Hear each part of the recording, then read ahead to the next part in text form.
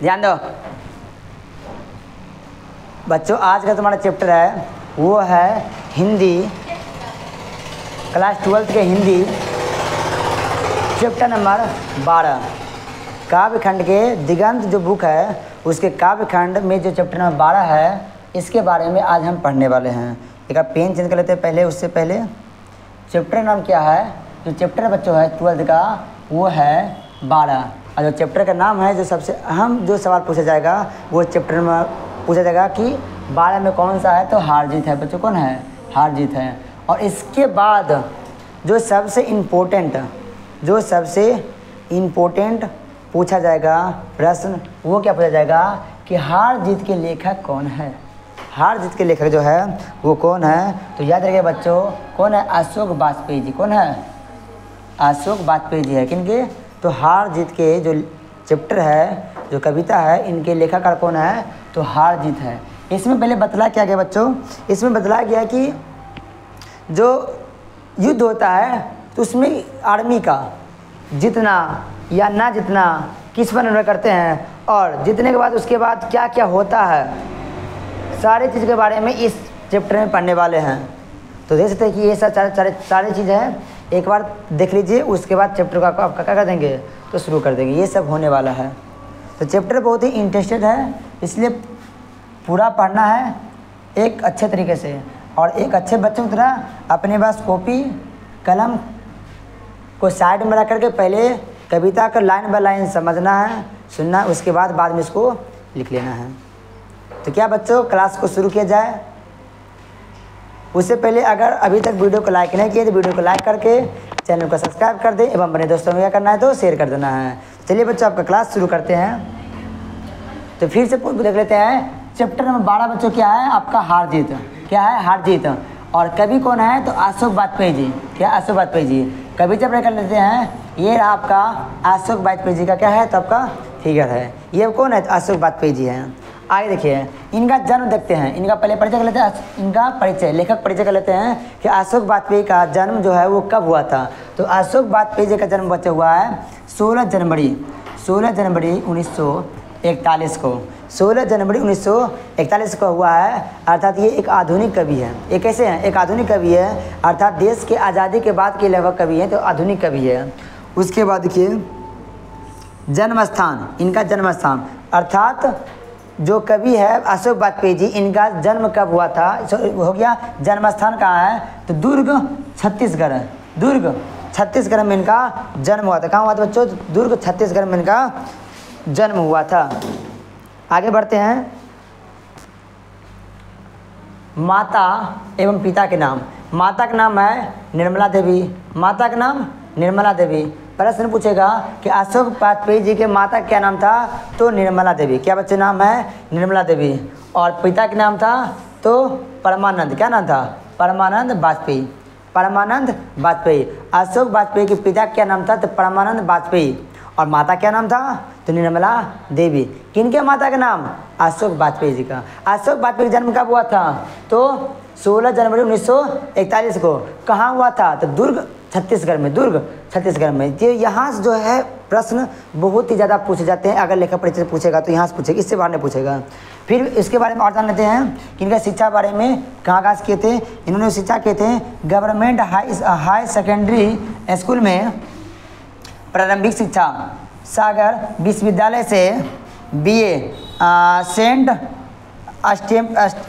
Stephen's College Delhi में अंग्रेजी में MA किए थे। और 12वीं कक्षा में इन्होंने ये तो गलत हो गया, ये गलत से आ गया, ये ना आना चाहिए था। ठीक है, चलिए। तो ये इसका था शिक्षा। शिक्षा में बहुत ही कम पूछे जाते हैं बच्चों, लेकिन आपका जन्म, हार जीत के लेखक, जन्म, माता का नाम, पिता का नाम और जन्म स्थान, इसके बारे में एकदम से आपको याद रखना है। उसके बाद ही कोई दिक्कत आपको नहीं होगा कि लेखक परिचय पूछा जाएगा। तो आगे देखिए, अब बढ़ते हैं आगे और देखते हैं इनका वृत्तियाँ क्या थी। इनका वृत्तियाँ, किनका वृत्तियाँ क्या क्या था। भारतीय प्रशासनिक सेवा के लिए अधिकारी थे। वृत्तीय मूल्य क्या होता है कि ये किस किस पद पे रहते, कौन कौन सा काम किया अपने जीवन काल में, तो वो भारतीय प्रशासनिक सेवा में अपना अधिकारी होते हैं। सम्मान इन्हें कौन कौन मिला था, तो सम्मान से पूछेगा कि अशोक वाजपेयी जी को कौन कौन सम्मान मिला था बच्चों, तो साहित्य अकादमी पुरस्कार, दयावती, मोदी, कवि शेखर सम्मान, ये 3 मिला है। कितना, कौन कौन सा, 3 मिला है सम्मान। कौन कौन सा, तो शेखर, ये साहित्य अकादमी पुरस्कार, दयावती, मोदी और कवि शेखर सम्मान इन्हों को मिला है। कितना, तो 3 पुरस्कार इन्होंने मिला हुआ है। ये बहुत ही एक सभ्य और आधुनिक कवि में सबसे अच्छे कवि इनको माना जाता है। इन्हें और एक और पढ़ेंगे इनके बारे में, रामधारी सिंह दिनकर, जिनका जन्म जो है वो बिहार में हुआ था, भागलपुर के पास। उनके बारे में बहुत पूछता है, वो एक राष्ट्र कवि है। तो ये दोनों बहुत ही सभ्य कवि हैं। आगे देखें कृतियाँ, इन्होंने इसके अलावा और क्या क्या लिखा था, कहीं नहीं वहीं, पहला क्या लिखा है, कहीं नहीं वहीं, एक पतंग अनंत में, एक पतंग अनंत में, शहर अब भी संभावना है, थोड़ी सी जगह अवर्णियो। अब 10th में जब होंगे तो आप पढ़ेंगे अवर्णियो। क्या पढ़ेंगे, अवर्णियो, जहाँ पर कि विदेश में गए थे लेखक और कुछ ही दिनों में बहुत सारी किताबें लिखे थे, क्या क्या लगे हुए थे और कहाँ है, किस नदी किनारे बसा हुआ है, ये 10th में पढ़ेंगे। उसके भी लेखक कौन थे, अब ये कौन थे, तो आपके अशोक वाजपेयी थे। और वही अशोक वाजपेयी की कविता आपको पढ़ना है 12th में। तो समझ से 10th में भी है, 12th में है। और रामधारी सिंह दिनकर का भी 10th में था और 12th में भी है। 12 उसमें क्या था तुम्हारा, तो जनतंत्र का जन्म, उसमें कविता था। और 12th में आर्धनेश्वर लिखे हैं किसने, तो रामधारी सिंह दिनकर। इनके बारे में बहुत पूछता है, ये सब याद रखिएगा। आगे फिलहाल तीसरा साक्ष्य, बहुड़ी अकेला, ये सब किनका लिखा हुआ है, तो अशोक वाजपेयी के द्वारा लिखा गया है। आगे देते हैं हार जीत, जो है क्या बोलता है, हार जीत उत्सव मना रहे हैं, हार जीत वे उत्सव मना रहे हैं, सारे शहर में रोशनी की जा रही है, उन्हें बताया गया है कि उनकी सेना और रथ विजय प्राप्त कर लौट रहा है। क्या बतला रहा है कि जो आर्मी वाले होते हैं, बतला रहे हैं कि युद्ध हो रहा है, युद्ध में जो है कौन हारा है कौन जीता नहीं है, लेकिन यहाँ पे ढोल बजाया जा रहा है कि हम लोग का जीत ही गया है, हम लोग का आर्मी पे जीता है। और रथ ढोल बजा करके, रथ पे सवार होकर के, विजय होकर के हमारे जो इंडियन आर्मी है वो आ रहे हैं, ऐसा कहते हैं।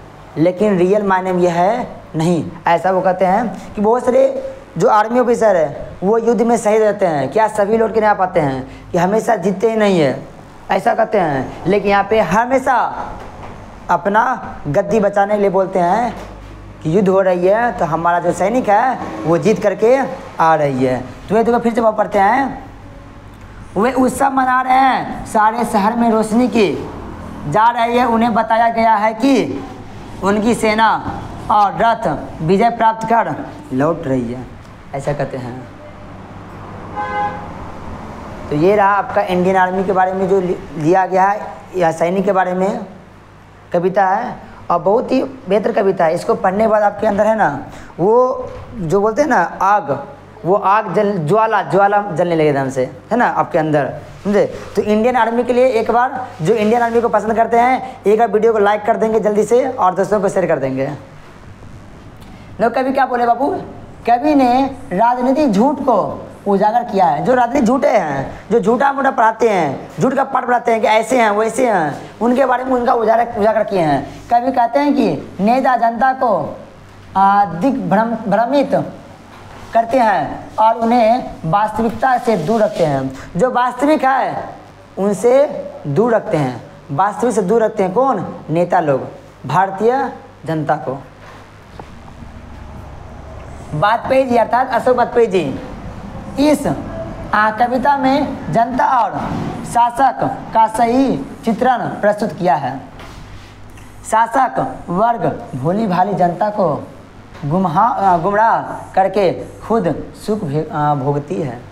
भारतीय जनता को भोली भाली भारतीय जनता है, उन्हें गुमराह कर दिया जाता है कि अगले बार जब इलेक्शन आएगा तो हमें ही वोट मिलेगा और हमारा हम जो है अपने गद्दी बैठे हुए रहेंगे और हम सुख से जी पाएंगे, समझे।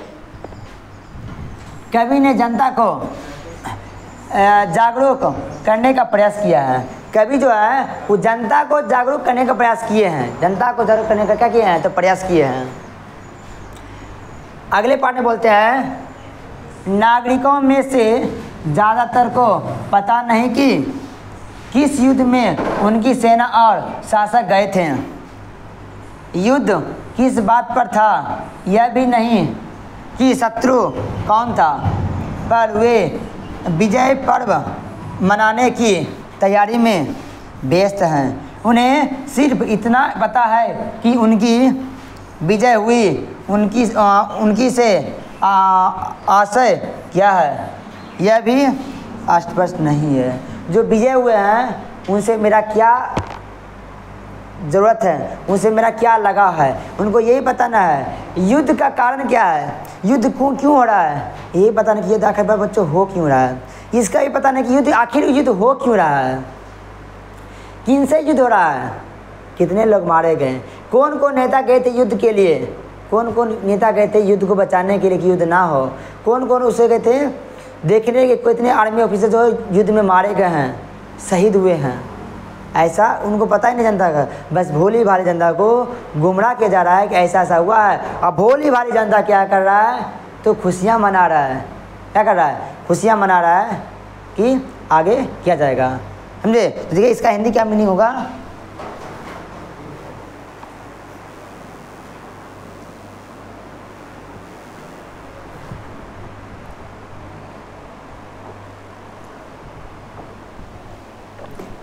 बच्चों ये है एनर्जी ड्रिंक।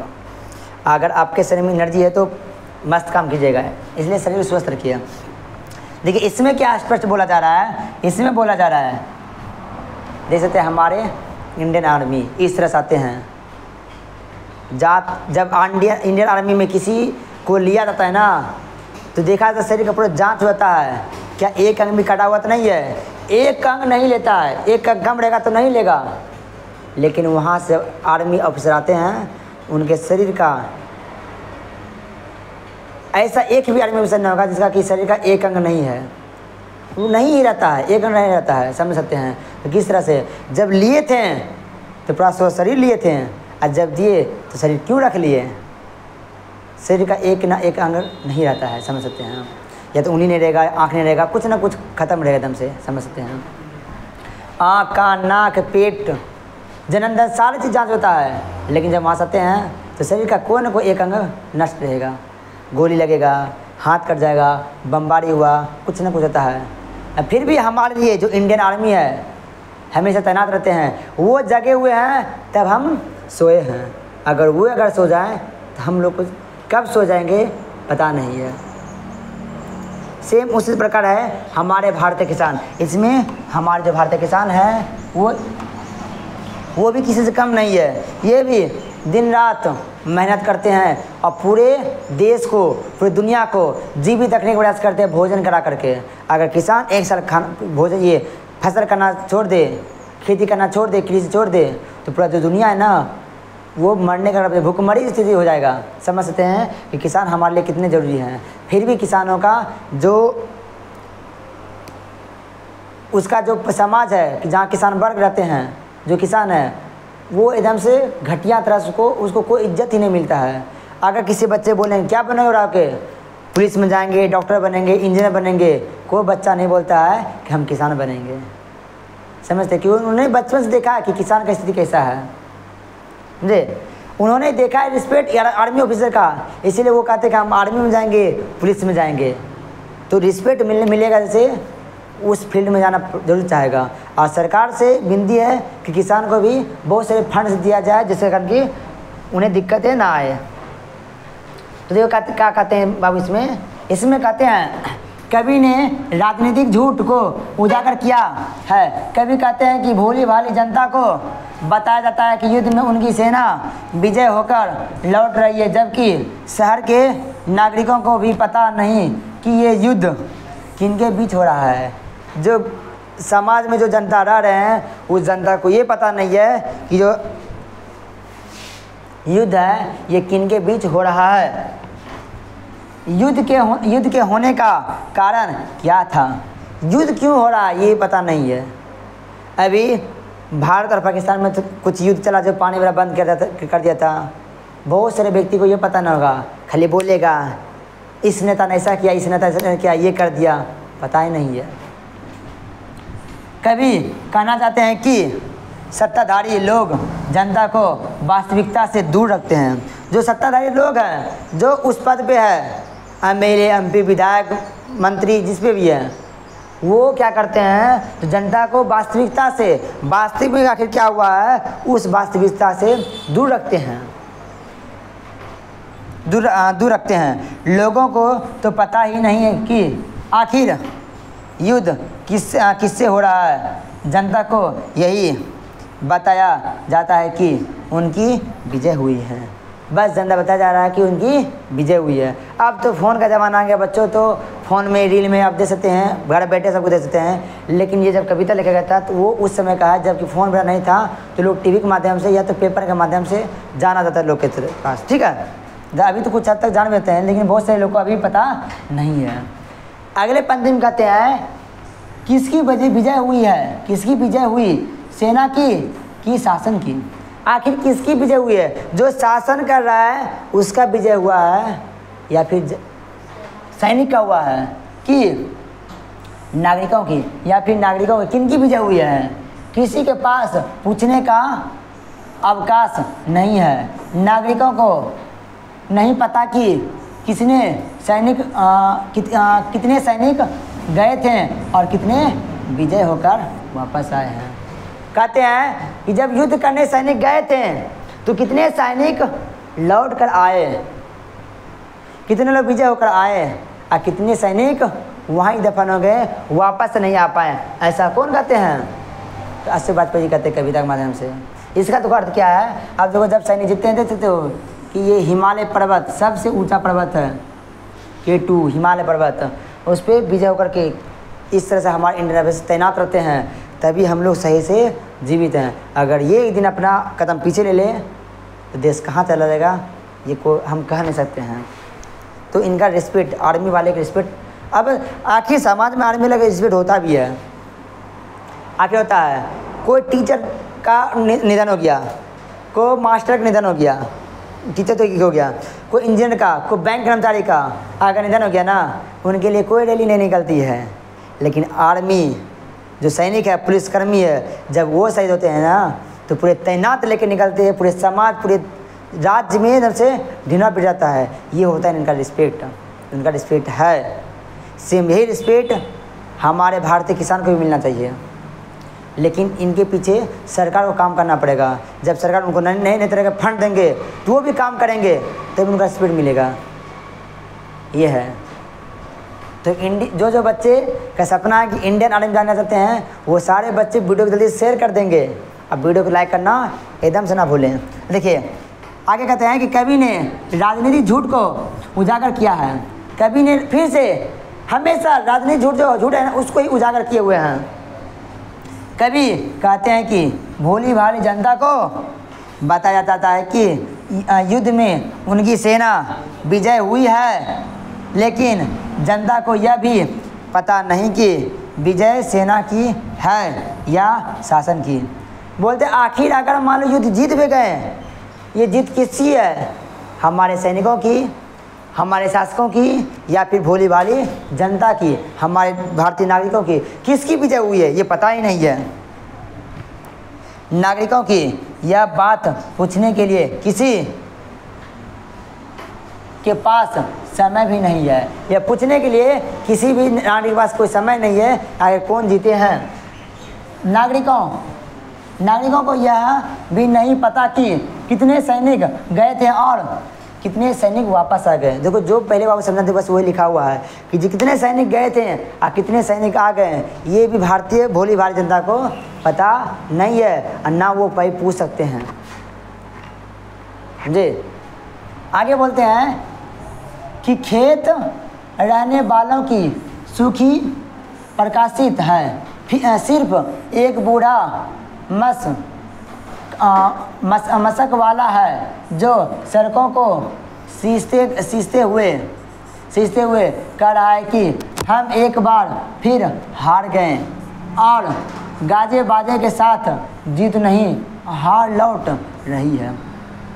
उस पर कोई ध्यान नहीं देता और अच्छा या कि उस पर सर के सींचने भर की जिम्मेदारियां हैं। सच तो दर्ज करने या बोलने की नहीं है।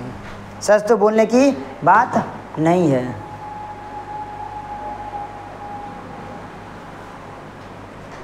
इसमें तो क्या कहते हैं, जो भारतीय किसान है वो, अगर जो भारतीय किसान है 10th में पूछता था कि भारतीय किसान मानसून के साथ जुआ है, जो भारतीय किसान है मानसून के साथ जुआ है, ऐसा क्यों कहते थे?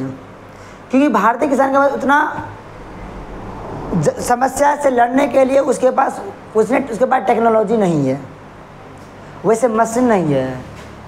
अगर मानसून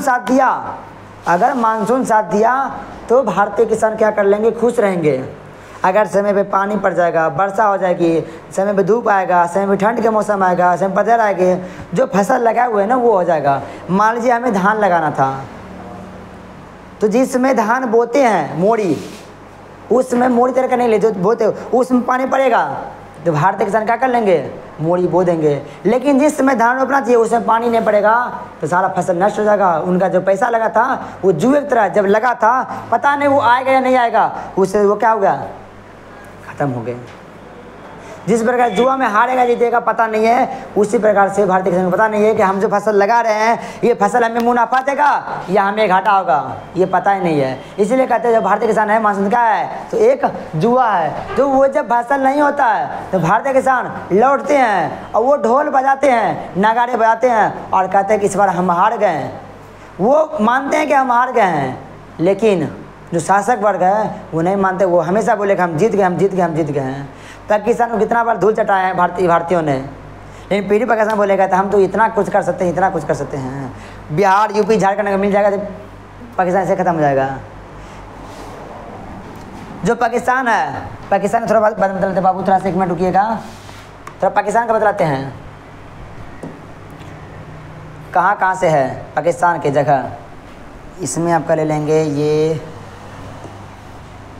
फोटो में गए डाउनलोड,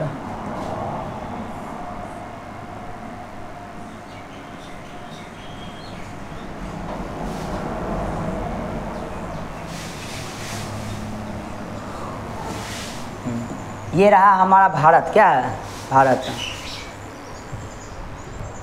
अब देखिए इस भारत में ये पता है कि पाकिस्तान जब बड़ा था 2 भाग में बड़ा था, एक पश्चिमी पाकिस्तान एक पूर्वी पाकिस्तान में। तो यहाँ पे पाकिस्तान है, क्या है यहाँ पर, तो क्या है तो पाकिस्तान है। पाकिस्तान में 2-3 बड़े शहर हैं, 2-3 बड़े शहर हैं, लाहौर, कराची, बलूचिस्तान और एक है चौलिकिस्तान। जहाँ बलूचिस्तान है, बलूचिस्तान के बगल में एक बड़े शहर है जिसका नाम क्या है, चौलिकिस्तान।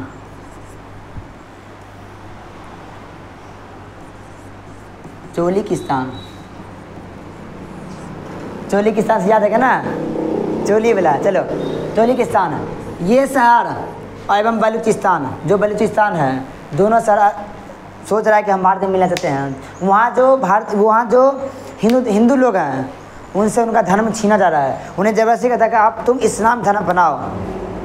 कितने बार भारतीय लोग ने उसे मारे, भारतीय आर्मी ऑफिसर ने उसके धूल चटाया है, लेकिन फिर भी अपने देश में बोलते हैं कि देश यहाँ है, खाने की रोटी नहीं, घर में खाने खर्ची नहीं, और ढिंडोरा पीट रहा है कि हम राजा हैं, महाराजा हैं। आगे देखो, सरपंच जी तो कहे ना,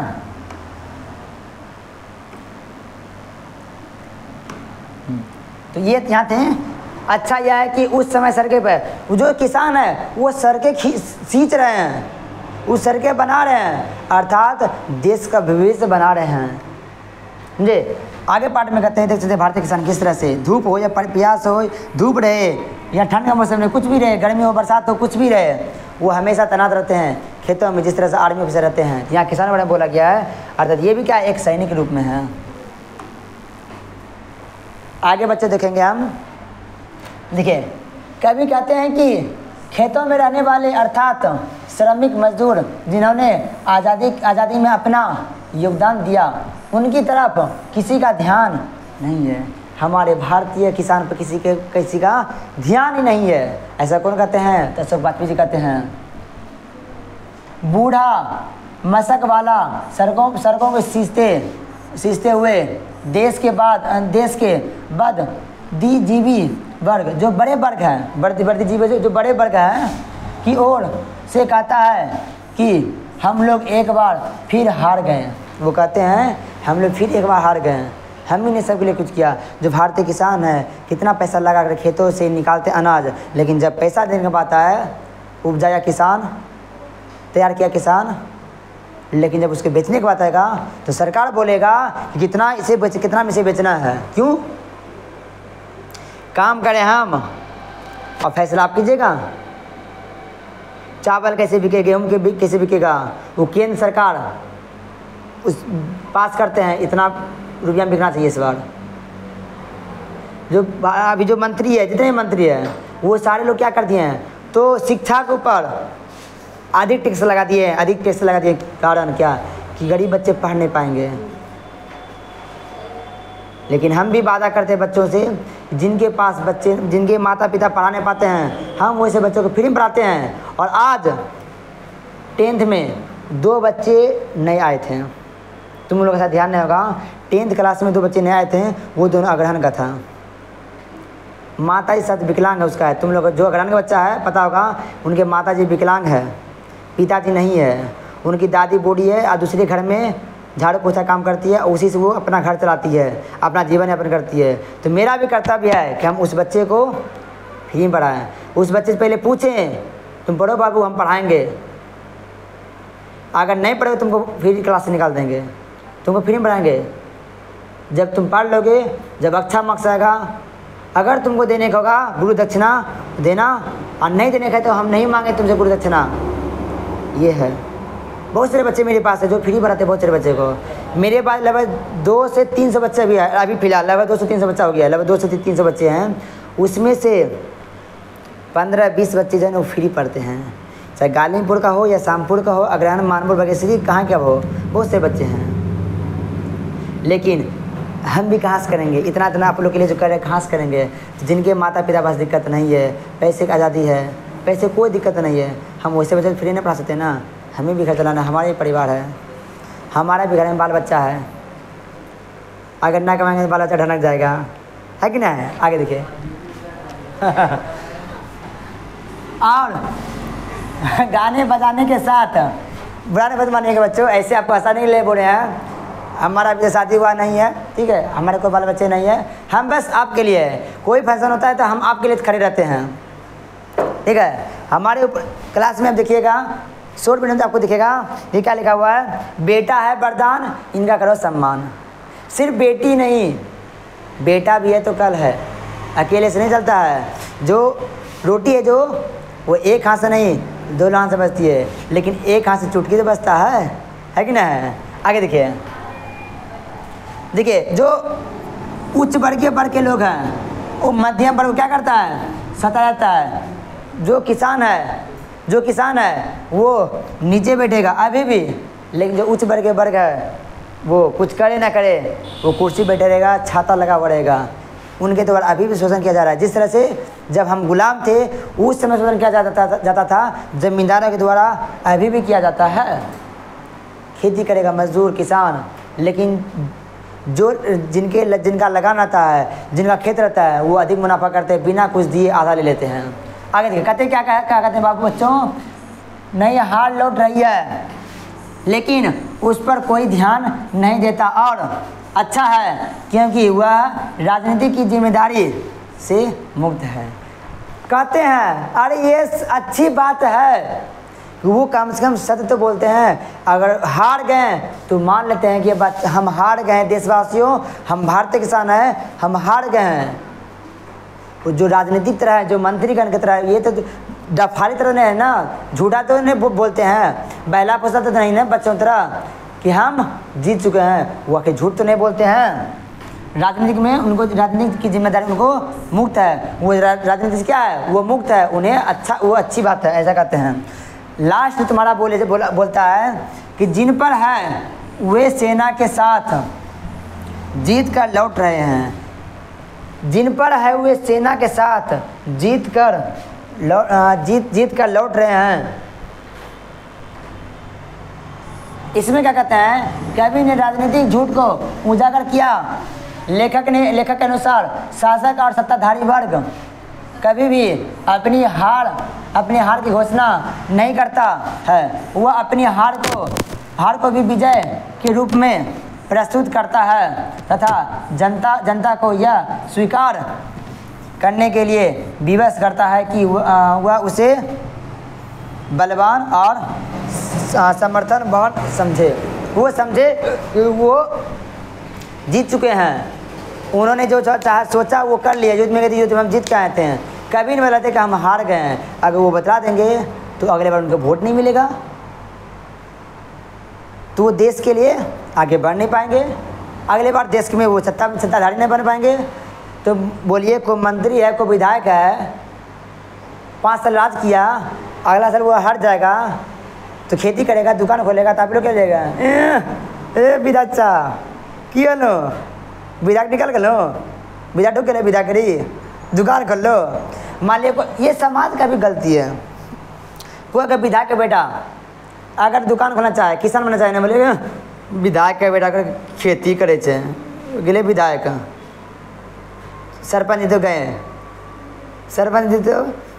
तो ये तुम्हारा था चैप्टर हार जीत का लाइन बाय लाइन हिंदी अर्थ। समझ में आ गया। उसके बाद जो नेक्स्ट आपका जो आएगा क्लास, इसमें हम क्या देखेंगे, तो इस चैप्टर के जितने भी सब्जेक्टिव एवं ऑब्जेक्टिव है वो सारे प्रश्नों को बच्चों देखेंगे, है ना।